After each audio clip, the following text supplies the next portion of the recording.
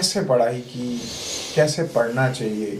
जाहिर सी बात है, जैसे आप दोनों ने कहा कि आप लोग किसी को आपने रोल मॉडल बनाया और फिर आज आप खुद रोल मॉडल बन गए, तो ऐसे ही हम भी प्रोग्राम इसलिए कर रहे हैं कि आपको देखकर कुछ और रोल मॉडल बन जाए। तो थोड़ा सा हमको गाइड करते हैं, क्योंकि पैटर्न भी चेंज हुआ है, कंपटीशन भी बहुत ज़्यादा है, तो जाहिर सी बात है ऐसे में जो कुछ आप लोगों ने सहा है, महसूस किया है, जी, तो जब आप वो चीज़ एक्सप्लेन करोगे तो जो तैयारी कर रहे हैं उनके लिए वो बहुत बड़ी बात होगी। जी।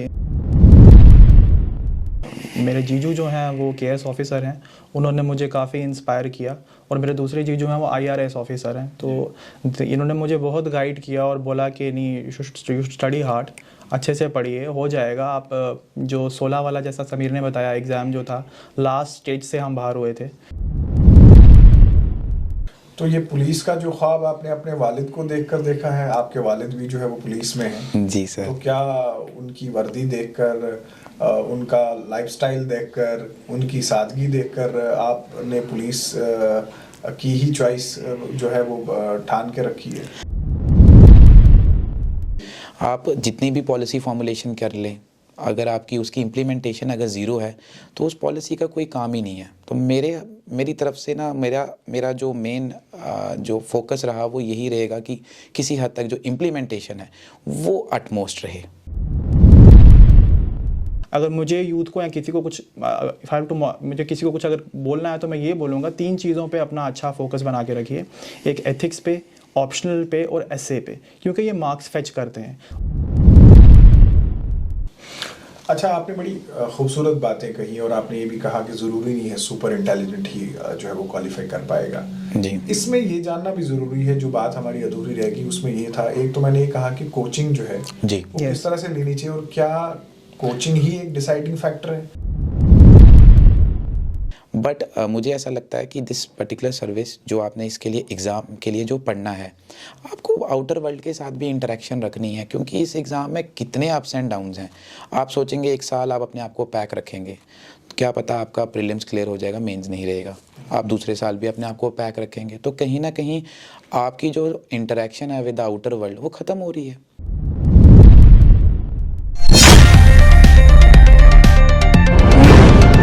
न्यूज़ नाउ देखने वाले सभी दर्शकों का स्वागत है। आप देख रहे हैं स्पॉटलाइट, मैं हूं फ़हीम। आज Jammu Kashmir public service commission द्वारा केएस की लिस्ट जो है वो निकाली गई, और आपको ये बता दूं कि 24 अक्टूबर 2021 को केएस का प्रीलिम्स हुआ, जिसमें लगभग 20,790 बच्चों ने जो है वो हिस्सा लिया, और उसके बाद मेंस का एग्ज़ाम जो है वो 8 अप्रैल 2022 को हुआ, जिसमें 4,462 बच्चे जो है वो शामिल हुए, और उसके बाद इंटरव्यू में जो 648 बच्चे थे उनमें से 187 बच्चों की लिस्ट जो है वो, जो सक्सेसफुल कैंडिडेट्स थे उनकी लिस्ट जो है वो आज निकाली गई है। हमारे साथ आज स्टूडियो में 2 ऐसे ही सक्सेसफुल कैंडिडेट्स हैं जिनके बारे में जानेंगे, जिनसे बात करेंगे, और न सिर्फ इस इम्तिहान के बारे में बल्कि इनकी जो जर्नी रही है यहाँ तक पहुँचने के लिए, इनसे वो जानने की कोशिश करेंगे। मेरे साथ प्रोग्राम में हैं मोहम्मद नवीद असद बांडे, और उनके साथ बैठे हैं समीर इब्राहिम चौधरी।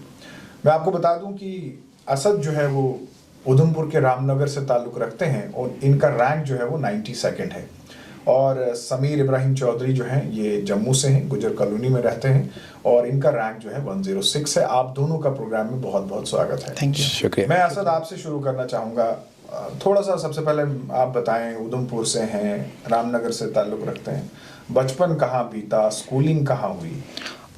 मैं बेसिकली रामनगर से हूँ, तहसील रामनगर है, डिस्ट्रिक्ट उधमपुर है। मेरी स्कूलिंग जो है वो निटल हायर सेकेंडरी से हुई है, प्राइमरी स्कूलिंग जो निटल हायर सेकेंडरी से हुई है। उसके बाद मेरी जो सेकेंडरी स्कूलिंग है, जो 11th-12th मेरा है, वो हैप्पी मॉडल हायर सेकेंडरी से हुआ है। उसके बाद मैंने AIEEE क्रैक किया था। उसके बाद NIT श्रीनगर में मेरा सिलेक्शन हुआ था एज ए सिविल इंजीनियरिंग, मैंने ऑप्ट किया था। उसके बाद जब मेरा पास आउट हो गया, मैंने अपना माइंड बना लिया कि मुझे केएस या सिविल सर्विस की प्रिपरेशन करनी है। Then I started my journey and I appeared in 2016 examination of civil services KS. तो उसमें मेरा इंटरव्यू में रह गया। This was my second attempt and I got through, अल्हम्दुलिल्लाह। समीर, आप भी थोड़ा सा बताएं कि आपकी बैकग्राउंड क्या है, स्कूलिंग कहाँ हुई? सर मेरी बेसिक स्कूलिंग अगर आप देखें तो प्रॉपर जम्मू के स्टेट बोर्ड स्कूल एजुकेशन से हुई है। मेरा school saint Peters high school BC road था जीवल में। सेकेंडली फिर उसके बाद हमारा जो नेक्स्ट स्कूल रहा वो शिक्षा निकेतन जीवन नगर से भी रहा। फिर उसके बाद Shri Ranbir memorial higher secondary school से मेरी फाइनली 12th हुई। तो इन सब मिक्सचर के बाद फाइनली हमने बीटेक एनआईटी श्रीनगर से की। तो during NIT Srinagar he I think जब मैं एक छोटा सा वाक़या है कि जब हम घर आए तो छुट्टियां पड़ती थी बीच में सेमेस्टर की, तो उसी टाइम हमारे आप जानते होंगे सिमरनदीप सिंह सर, तो उन्होंने आईएएस क्रैक किया था बहुत ही यंग एज में। And we use to live in Gandhinagar police line quarters. तो बहुत छोटा था मैं, तो उनको देखा मैंने कि उन्होंने मतलब जिस तरीके से उनसे मैं मिला, मैं बहुत फैसिनेट हुआ कि क्या ये जॉब है, हर जगह उनका इंटरव्यू। तो वो एक छोटी सी इमेज ना एक दिमाग और दिल में बैठ गई कि I also want to go for model बन गए। एग्जैक्टली। तो थे भी हमारे पुलिस लाइन में नेबर्स ही थे। तो इस तरीके से मैंने अपनी बीटेक ग्रेजुएशन जो की है वो कंप्यूटर साइंस इंजीनियरिंग से की। मैंने 3rd 4th ईयर से ही थोड़ा थोड़ा पढ़ना सिविल सर्विसेज के लिए स्टार्ट कर दिया। और लकीली वो चीज़ मेरे हेल्प भी कही कि किसी हद तक, क्योंकि जैसे ही मैं 2016 में पास आउट हुआ तो JKPSC ने 277 पोस्ट नोटिफाई की थी। तो लकीली मैंने प्रीलिम्स दिया, फिर मेंस दिया, इंटरव्यू तक भी हम पहुंच गए। बट अनफॉर्चुनेटली कुछ नंबर कम पड़ गए, तो इंटरव्यू से हमारी फाइनल सिलेक्शन नहीं हुई। फिर सेकेंडली सर ये न्यू नोटिफिकेशन आई थी ये 2021 की, तो मेरा किसी हद तक ये सेकेंड अटैम्प्ट था। तो इस अटैम्प्ट में भी एक सबसे मेजर जो चेंज थी वो ये थी कि पैटर्न ही टोटली चेंज था। जो हमने पहले पढ़ा था डैट वाज 2 ऑप्शनल्स, यहाँ 1 ऑप्शनल है, बट जनरल स्टडीज़ के सब्जेक्ट्स थोड़े ज़्यादा थे, कुछ न्यू एडिशंस थी एथिक्स सब्जेक्ट की, कुछ और चीज़ों की, और मार्क्स में भी थोड़ा डिफ्रेंशिएट था। तो ऑल इन ऑल इसके लिए भी हम कंसिस्टेंटली पढ़ते रहे। तो मतलब 2016 के पास आउट होने के बाद आई थिंक मेरे 3 साल उस फाइनल रिक्रूटमेंट में वेस्ट हो गए। कहीं ना वेस्ट तो नहीं मैं कह सकता, बट कुछ ना कुछ एक एक्सपीरियंस लग गए। तो 2019 में जब रिज़ल्ट निकला तो वी केम टू नो कि यार हमारा रिज़ल्ट फाइनलाइज, हम तो लिस्ट में ही नहीं है। तो वो एक बहुत बड़ा सेटबैक था उस टाइम पे। आई स्टिल रिमेंबर 2019 मेरे लिए किसी हद तक वो बहुत ही बड़ा सेटबैक था, बिकॉज 3 साल आपने एक पर्टिकुलर एग्ज़ाम के साइकिल में वेस्ट किए, चाहे इन्वेस्ट किए, बट ऑल इन ऑल आपको फाइनल रिज़ल्ट तो नहीं मिला। तो फिर 2019 में 20 जो ये नई पोस्टें निकली, इसको हमने ऑप्ट किया किसी हद तक, एंड गॉड विलिंगली आज हम इसको सिलेक्ट हो चुके हैं। असद, फैमिली बैकग्राउंड क्या है? मेरे फादर साहब फॉरेस्ट से रेंज ऑफिसर रिटायर हुए हुए हैं। मेरी मम्मा हाउसवाइफ है। मेरी 2 सिस्टर्स हैं, मैरिड हैं। मेरे जीजू जो हैं वो केएस ऑफिसर हैं, उन्होंने मुझे काफ़ी इंस्पायर किया। और मेरे दूसरे जीजू हैं वो आईआरएस ऑफिसर हैं। तो इन्होंने मुझे बहुत गाइड किया और बोला कि नहीं, यू शुड स्टडी हार्ड, अच्छे से पढ़िए, हो जाएगा। आप जो 16 वाला जैसा समीर ने बताया एग्ज़ाम जो था, लास्ट स्टेज से हम बाहर हुए थे, तो उन्होंने बोला you should give it a second chance. और मीनवाइल मेरा जॉब भी लग गया था as a patwari in revenue department. तो फिर मेरे को थोड़ा सा दिक्कत आई मेरे को जॉब में, क्योंकि पढ़ने के साथ कोप अप करना बड़ा मुश्किल हो जाता था। तो सम हाउ आई मैनेज्ड। और उसके बाद मेरे जो ब्रदर इन लॉज हैं, इन्होंने मुझे काफ़ी ज़्यादा मोटिवेट किया, बहुत ज़्यादा इंस्पायर किया। एंड उन्होंने बोला नहीं नहीं, पढ़ना है, अच्छे से मेहनत करो, आप हो जाओगे। तो अल्हम्दुलिल्लाह हो गया। रोल मॉडल का होना कितना ज़रूरी है? जैसे समीर ने कहा कि इन्होंने भी किसी को देखा, रोल मॉडल बन गए, तो आपके तो घर में ही रोल मॉडल थे। कितना ज़रूरी होता है रोल मॉडल का होना? देखिए, हमारे यहाँ डोगरी में बोलते हैं रीस रीस करके ही इंसान बड़ा बनता है, उसी को फॉलो करता है। जब आप किसी को देखोगे, आप उससे एडमायर होगे, तो आप उसको ऑब्वियसली फॉलो करोगे और आप चाहोगे जो मुकाम उसने हासिल किया है आप भी करो। तो रोल मॉडल बहुत ज़्यादा इंपॉर्टेंट रोल प्ले करता है आपकी पर्सनैलिटी डेवलपमेंट के लिए और आपका जो एम्बिशन है उसको अचीव करने के लिए। उससे समीर 6 साल लग गए जी सर आपको अपनी मंजिल को पाने में। बिल्कुल सर। तो आज कैसा महसूस हो रहा है? सर बहुत अच्छा महसूस हो रहा है। फाइनली जिस चीज़ के लिए एस्पायर किया तो वो चीज़ हासिल ही हो गई। एंड एक चीज़ है जो आई थिंक अगर ये चीज़ सोचूं, शायद ऊपर वाला जो करता है वो अच्छे के लिए करता है, ये पुरानी कहावत है। तो अगर 2016 में अगर कहीं मेरा क्लियर अगर हो भी जाता, तो आई थिंक जो मेरी सर्विसेज जो मैं चाहता था, पुलिस सर्विसेज, वो मुझे शायद नहीं मिलती, बिकॉज उसमें इतनी पोस्टें नहीं थी पुलिस के रिलेटेड। तो अब ऊपर वाले ने जो भी किया, जैसा भी किया, इस पर्टिकुलर इस 21 केस में किया, जो इसमें पुलिस की जो पोस्ट हैं वो काफ़ी हैं। तो कहीं ना कहीं शायद वक्त के साथ जो आपको चीज़ें मिलनी हैं वो प्रॉपर टाइम पे मिलनी है। तो ये पुलिस का जो ख्वाब आपने अपने वालिद को देखकर देखा है, आपके वालिद भी जो है वो पुलिस में है। जी सर। तो क्या उनकी वर्दी देखकर, उनका लाइफस्टाइल देखकर, उनकी सादगी देखकर आपने पुलिस की ही चॉइस जो है वो ठान के रखी है? सर किसी हद तक एक बहुत मतलब एक गाइडिंग फोर्स रहे हैं मेरे फादर साहब, और फैसिनेशन भी थी किसी हद तक। बट साइमल्टेनियसली सोसाइटी को जब मैंने देखा, जब मैंने अपनी चीज़ों को पढ़ा, अपने सब्जेक्ट्स को पढ़ा, तो मुझे ये फील हुआ कि ऑन ग्राउंड्स जो हमारी रियलिटीज़ हैं दे आर टोटली डिफरेंट। आप जितनी भी पॉलिसी फॉर्मुलेशन कर लें, अगर आपकी उसकी इम्प्लीमेंटेशन अगर ज़ीरो है तो उस पॉलिसी का कोई काम ही नहीं है। तो मेरी तरफ से ना मेरा जो मेन जो फोकस रहा वो यही रहेगा कि किसी हद तक जो इम्प्लीमेंटेशन है वो अटमोस्ट रहे, उसमें कोई कमी ना। और किसी हद तक पुलिस वाले जो हैं फ्रंट लाइन वर्कर्स हैं किसी हद तक, तो वो एक अच्छे लेवल पे अगर वर्क करते हैं तो इम्प्लीमेंटेशन में अगर कोई इशू ना रहे तो आई थिंक वो एक बहुत ही एक हारमोनियस सोसाइटी की इस्टेब्लिशमेंट में हेल्प करते हैं। असद, आपका क्या है? जूनियर स्केल पुलिस, ये क्या आपका ख्वाब क्या है? मेरा, जैसा सबीर बोल रहा है, मेरा भी पुलिस ही है फर्स्ट प्रेफरेंस मेरा। लेकिन इसके पीछे जो रीज़न है वो ये है कि मेरी फैमिली में सभी सिविल ऑफिसर हैं। So I want to do some, मैं कुछ अलग करना चाहता था, तो मैंने कुछ इनोवेशन ट्राई किया। और पुलिस की जो यूनिफॉर्म है इसने मुझे हमेशा फैसिनेट किया है। आई वांट टू, मेरे को ये यूनिफॉर्म पहननी है, मुझे शौक़ है, और इसीलिए मैंने पुलिस को अपना पहला प्रेफरेंस दिया हुआ है, सिविल को सेकंड दिया हुआ है। So this is the reason. अच्छा, थोड़ा सा सब्जेक्टिव हो जाते हैं आप। कैसे पढ़ाई की, कैसे पढ़ना चाहिए? जाहिर सी बात है, जैसे आप दोनों ने कहा कि आप लोग किसी को आपने रोल मॉडल बनाया और फिर आज आप खुद रोल मॉडल बन गए। तो ऐसे ही हम भी प्रोग्राम इसलिए कर रहे हैं कि आपको देखकर कुछ और रोल मॉडल बन जाए। तो थोड़ा सा हमको गाइड करते हैं, क्योंकि पैटर्न भी चेंज हुआ है, कंपटीशन भी बहुत ज़्यादा है। तो जाहिर सी बात है, ऐसे में जो कुछ आप लोगों ने सहा है, महसूस किया है, जी, तो जब आप वो चीज़ एक्सप्लेन करोगे तो जो तैयारी कर रहे हैं उनके लिए वो बहुत बड़ी बात होगी। जी। तो आपसे जानना चाहेंगे सबसे पहले कि किस तरह से पढ़ना है, सब्जेक्ट किस तरह से चूज करना है जी। और फिर एक दौड़ भी लगी रहती है, लोग ब्रांड के पीछे भी भागते हैं कि आप कोचिंग के लिए इधर चले जाएं, उधर चले जाएं। तो क्या इन सब चीज़ों से कोई फ़ायदा होता है? देखिए सर, जो सबसे पहले जो ऑप्शनल है, ऑप्शनल जो होता है वो बहुत सोच समझ के डिसाइड करना होता है, क्योंकि ऑप्शनल आपके साथ हमेशा रहेगा, ठीक है।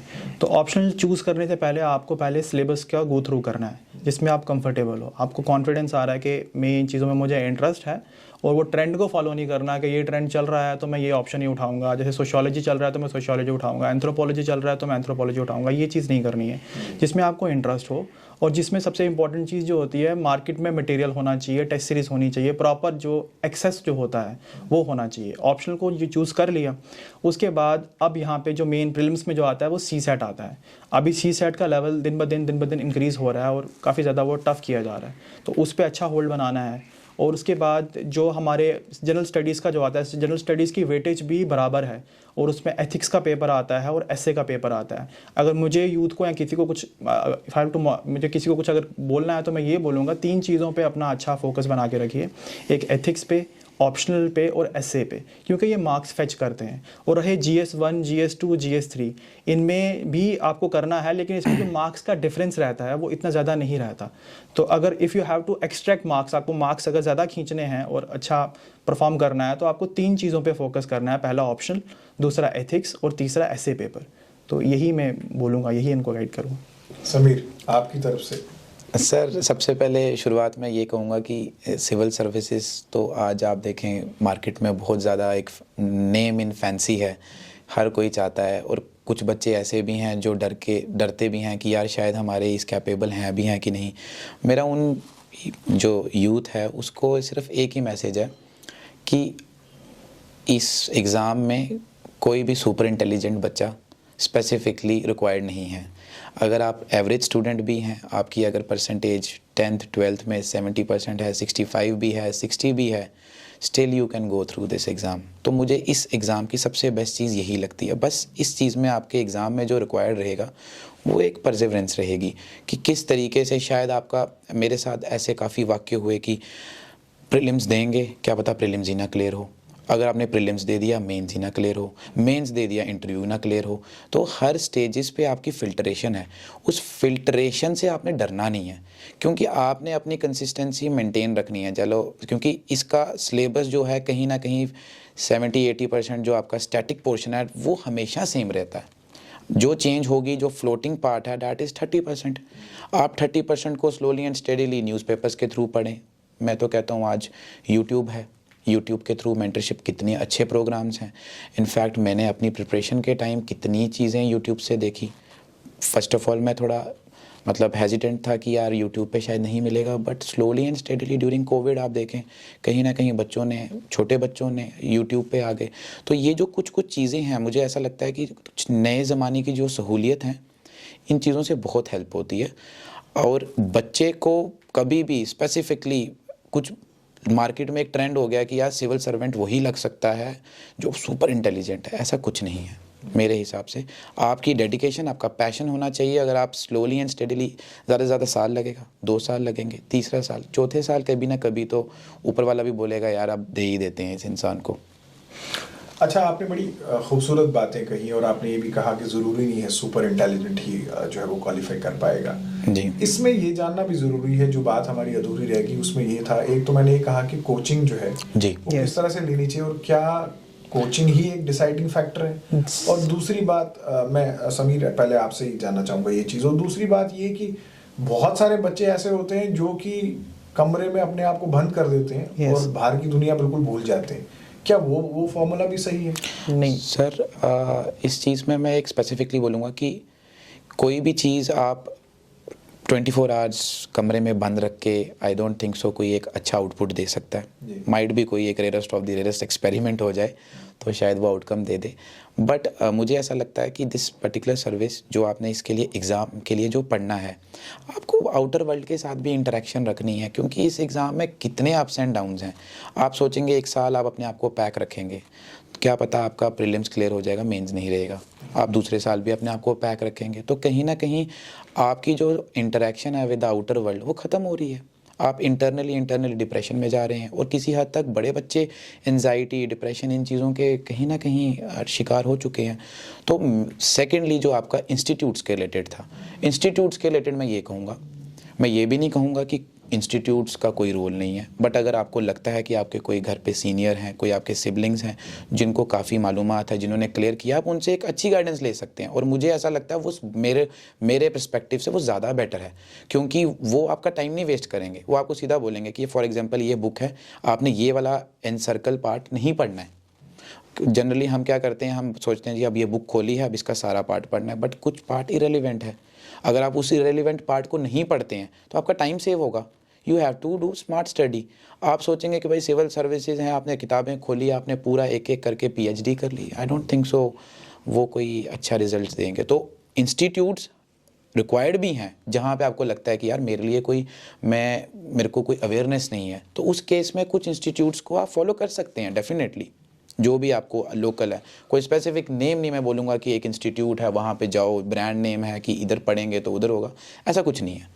असद, आप क्या कहेंगे इस बारे में? मैं सर इसमें ये चीज़ बोलूँगा कि पहले एक ज़माना था, अगर आप, जब मैं पास आउट हुआ था 15-16 में, तो यहाँ पे एक ट्रेंड चला था कि इसके पहले भी यही ट्रेंड था, सभी लोग दिल्ली जाते थे कोचिंग के लिए, ठीक है, वहाँ पे रहते भी थे, कॉस्ट ऑफ लिविंग दिल्ली की काफ़ी ज़्यादा है, फिर कोचिंग का खर्चा भी है, वो एक नॉर्मल एक मिडिल क्लास स्टूडेंट के लिए बहुत मुश्किल हो जाता था, उसके लिए डिफ़िकल्ट हो जाता था वो चीज़ परसू करना, ठीक है। लेकिन अब क्या हो गया, अब आपको पता है डिजिटल इकोनॉमी चल रही है, हर जगह हमें कोई भी चीज़ अगर ट्रांजैक्शन भी करनी है वो भी डिजिटल हो रहा है। तो अब जो भी आपको एक्सेसेस हैं, जितने भी प्रीमियर इंस्टीट्यूट्स हैं, आप वो ऑनलाइन एक्सेस ले सकते हैं। आपको स्पेसिफिकली दिल्ली ट्रैवल करके नहीं जाना, वहाँ पे बैठना, फिर वहाँ पे इतनी सारी दिक्कत आ जाती है। तो ये सब चीज़ें जो हैं आपको घर बैठे आपके लैपटॉप पे, आपके फ़ोन पे आपको अवेलेबल है।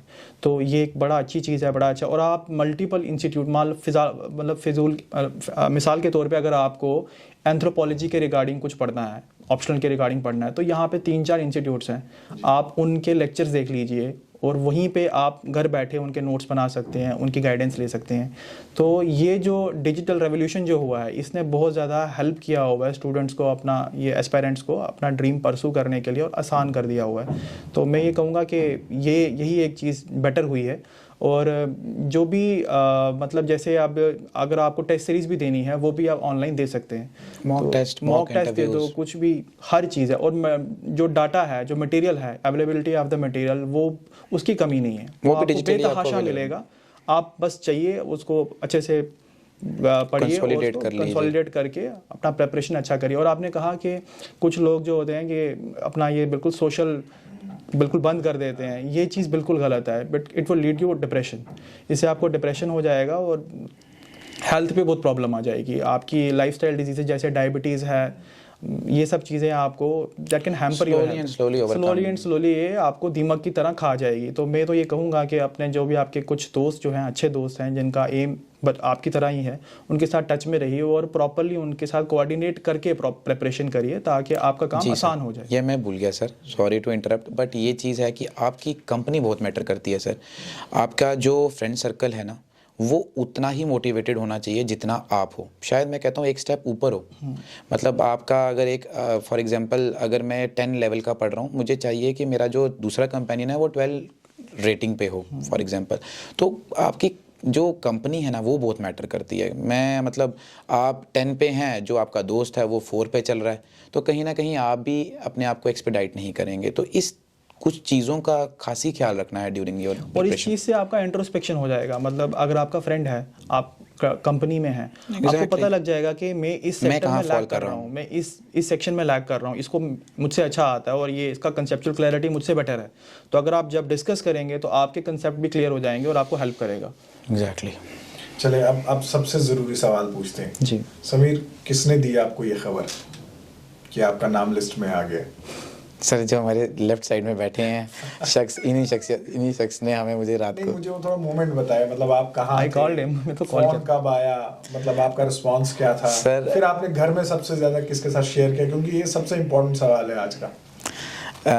सर सबसे पहले डिनर टाइम आई थिंक 9:30 के अराउंड ये र्यूमर स्टार्ट हो गए थे कि अपलोड होने वाला है रिज़ल्ट।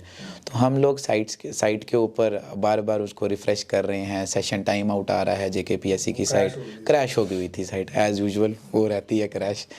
तो ऑल इन ऑल अचानक से मैंने, लेकिन कि जो बच्चों ने बोला कि मैंने वहाँ से पता किया, मैंने यहाँ से पता किया, तो एक र्यूमर एक सेट हो गया था कि आज अपलोड हो जाएगा। तो टाइम चलते चलते 10:30 11 भी पहुँच गया। मैंने कहा यार अब नहीं आ सकता, अब इट्स नॉट पॉसिबल। 11 बजे तक या 11:30 बजे रात के, आई डोंट थिंक सो कोई भी वहाँ बैठा होगा एम्प्लॉय जो अपलोड कर रहा होगा। बट अचानक से अब हमने सारा अपने लैपटॉप्स बंद कर दिए हैं, फ़ोन बंद कर दिया, अब हम सोने की तैयारी कर रहे हैं। तो अचानक से कोई अराउंड 11:55 और 12 के अराउंड मुझे असद भाई का फ़ोन आता है कि समीर यार आपका रैंक 102 है। मुझे लगा शायद मजाक है, तो मैंने ब्लैंकेट साइड पे करके मैं उठा, तो उन्होंने बोला कि यार नहीं। मैंने कहा सच बोलो। मैंने कहा हाँ सच है। मैंने कहा झूठ बोल रहे हो। तो इस तरीके की जो कन्वर्सेशन है, इतने में इन्होंने मुझे व्हाट्सएप पे PDF टेक्स्ट कर दिया। घर में सब सोए थे तब ना, उठे थे कहीं ना कहीं बैठे थे। अभी आपने किसी को शेयर नहीं किया। जैसे ही मैंने वो PDF खोली तो my brother was near by, तो उन्होंने सुना क्या उनको पता था कि कोई हलचल हुई है, इट मीन्स रिजल्ट आ ही गया, क्योंकि थोड़ी बहुत तो उनको पता लग चुका था कि ये इतने 12 बजे क्या है। तो जब ब्रदर आए, ब्रदर को बताया, तो बस वो एक खुशी का मोमेंट था। फिर slowly and steadily then I came to father then mother, तो वो एक बस एक माहौल बन गया।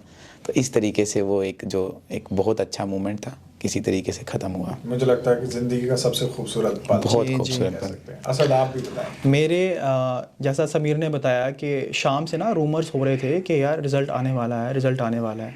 बट मैं समीर को एक ही चीज़ बोल रहा था कि अभी 19 तारीख को लास्ट इंटरव्यू है, तो मुझे नहीं लगता यार कि आज ही रिज़ल्ट आ जाएगा। ठीक है, तो लेकिन सब मतलब सब यही बोल रहे थे कि रिजल्ट शायद आ जाए, देयर आर चांसेस, रूमर्स बहुत हो रहे थे, बट मेरे को यकीन नहीं था। मैंने कहा मुझे तो नहीं लगता, Impossible था। रात शाम को इंटरव्यू था, सेम डे इंटरव्यू खत्म हो रहा है। तो यही फिर समीर और मैं डिस्कस कर रहे थे, हम 10-11 बजे तक डिस्कस करते रहे, चैट करते रहे, यार आया आया आया। साइट तो नहीं चल रही थी, तो साइट सेशन टाइम्ड आउट दिखा रहा था, तो मैंने कहा छोड़ अब नहीं आएगा, अब सो जाते हैं। तो मैं सो गया। तो अराउंड मुझे ना 11:30 पे ना मेरा एक फ्रेंड है, is a KS officer, 2016 batch के, मिस्टर फैसल नज़ीर, तो मेरे फ्रेंड हैं, उन्होंने मुझे कॉल किया, बोलते असद भाई। उन्होंने जब मुझे कॉल किया मैंने फ़ोन काट दिया क्योंकि मुझे उस टाइम पे नींद आ रही थी, एंड उसने मुझे दोबारा कॉल किया। मैंने कहा ऐसा क्या हो गया, मैंने फ़ोन उठाया, तो उन्होंने बोला असद भाई मुबारक हो आपको, आपका 92nd रैंक है, आपका हो गया।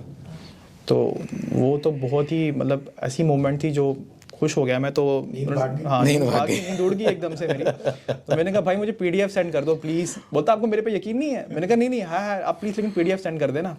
तो PDF सेंड किया, मैंने अपना देखा और समीर का देखा, then I called Sameer. Second call मेरे को किया, सेकंड कॉल मैंने समीर को किया, मैंने घर वालों को भी नहीं किया, मैंने इसको कॉल किया। तो फिर इसको भी बताया मैंने कि भाई तुम्हारा इतना रैंक आ रहा है, ये है वो है, तो ये ऐसे हुआ। फिर मैंने घर वालों को बताया, तो इस तरीके से फोन पे फोन। तो समझ सकता हूँ मैं आपकी ज़िंदगी का भी अब तक का सबसे खूबसूरत मोमेंट। प्रोग्राम के आखिर में आते हैं और समीर आपसे जानना चाहूँगा, एक मौका तो आपको मिल गया है जी सर, अब क्या कोशिश रहेगी? आपने ये भी कहा कि वर्दी पहनने का शौक है जी, तो कैसे ऑफिसर रहोगे? सर वही मेरी एज़ यूजुअल वही जो मेरा पहले भी एक कहना था और अभी भी मैं यही कहूँगा कि जो भी मेरा टास्क है उसकी इम्प्लीमेंटेशन में कहीं कमी ना रहे।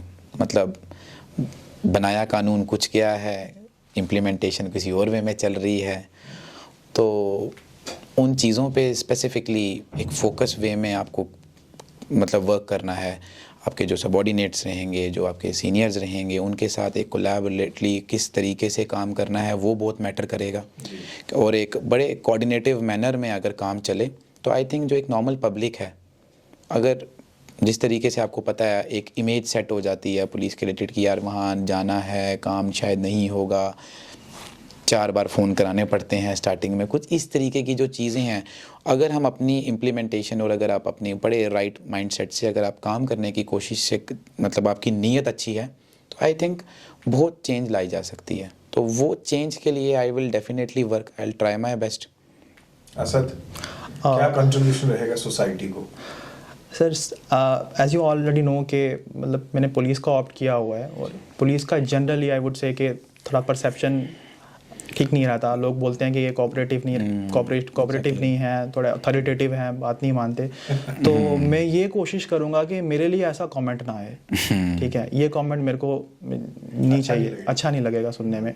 तो मेरा ये रहेगा कि मैं अच्छे से जो भी मेरे पास अगर कोई ग्रीवियंस लेकर आ रहा है मैं उसको अच्छे से फैसिलिटेट करूँ, ताकि वो जाए और बोले कि नहीं मेरी ग्रीवियंस हल हुई है, और बोले कि इसने मुझे सुना प्रॉपर्ली, मुझे अकोमोडेट किया और अच्छे से मुझे कैटर किया और मेरी प्रॉब्लम को सॉल्व किया।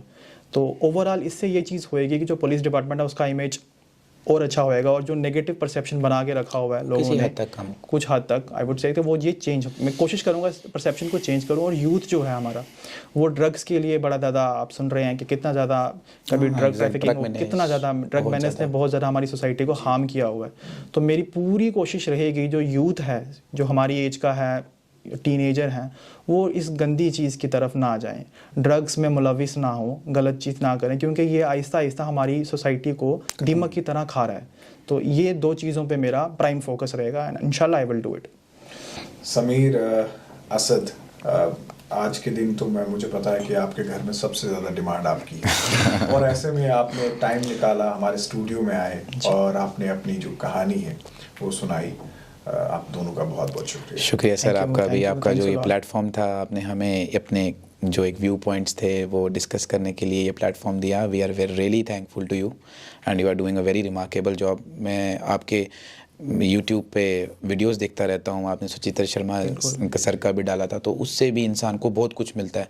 अगर जो इंसान, मेरे हिसाब से अभी मैसेज मेरा यही है टूवर्ड्स द पब्लिक, प्लीज़ ऐसे कुछ चीज़ों को अगर आप फास्ट फॉरवर्ड करके भी देखना चाहते हैं, आपको लगता है कि मेरे 15 मिनट वेस्ट हो जाएंगे, कुछ ना कुछ आपको किसी ना किसी वीडियो में शायद मिल जाएगा। शायद अभी हमारी कन्वर्सेशन में माइट भी कुछ 2 मिनट ऐसे होंगे कि जो आप लोगों के सबके काम के लिए होंगे। शायद हमारी 27 मिनट्स जो होंगे आउट ऑफ 30 माइट भी इररेलेवेंट लगे, बट 2 मिनट्स कुछ ऐसे आपने अगर सुन लिए होंगे, I think they will definitely work you, they will definitely work. So thank you sir, thank you for. Thanks a lot. तो ये थी समीर और असद की कहानी, और इस कहानी को कुछ यूं अंदाज में ख़त्म करते हैं। इरादे जिनके पुख्ता हों, नज़र जिनकी खुदा पर हो, तला तुम खैज़ मौजों से वो घबराया नहीं करते। बेशक। तो अगर आपके भी इरादे बुलंद हो और अगर आप भी इस हॉट सीट पर बैठना चाहते हैं, आप भी समीर और असद बनना चाहते हैं, तो मुझे लगता है कि दुनिया की कोई ताकत आपको रोक नहीं सकती। सिर्फ आपका इरादा अटल होना चाहिए। आज के प्रोग्राम में बस इतना ही, इजाज़त दीजिए। आदाब।